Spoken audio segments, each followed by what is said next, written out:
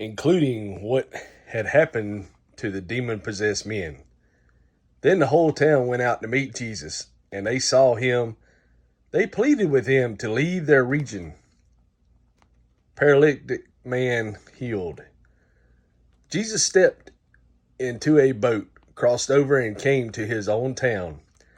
Some men brought him a paralytic lying on a mat.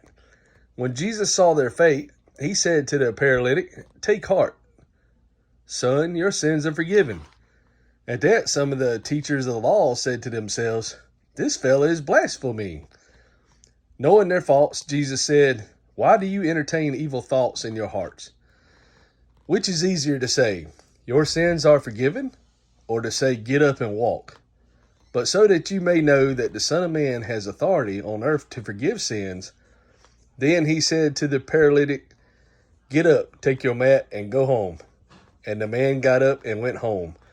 When the crowd saw this, they were filled with awe, and they praised God who had given such authority to men. Call of Matthew. As Jesus went on from there, he saw a man named Matthew sitting at the tax collector's booth. "Follow me," he told him, and Matthew got up and followed him. Jesus answers the Pharisees. While Jesus was having dinner at Matthew's house, many tax collectors and sinners came and ate with him and his disciples. When the Pharisees saw this, they asked his disciples, "Why does your teacher eat with the tax collectors and sinners?" On hearing this, Jesus said, "It is not the healthy who need a doctor, but the sick. But go and learn what this means. I desire mercy, not sacrifice. For I have not come to call the righteous, but sinners." Then John's disciples came and asked him, "How is it that we and the Pharisees fast, but your disciples do not fast?" Jesus answered, "How can the guests of the bridegroom mourn while he is with them? The time will come when the bridegroom will be taken from them, then they will fast." Parable of cloth and wineskins. No one sews a patch of unshrunk cloth on an old garment, for the patch will pull away from the garment, making the tear worse. Neither do men pour new wine into old wineskins. If they do, the skins will burst, the wine will run out, and the wineskins will be ruined. No, they pour new wine into new wineskins, and both are preserved. Two miracles of healing.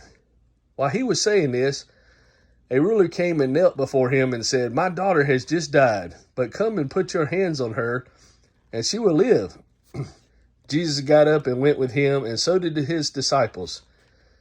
Just then a woman who had been subject to bleeding for 12 years came up behind him and touched the edge of his cloak.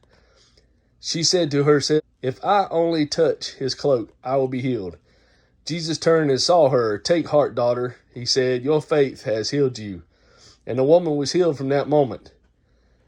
When Jesus entered the ruler's house and saw the flute players and the noisy crowd, he said, "Go away, this girl is not dead, but asleep."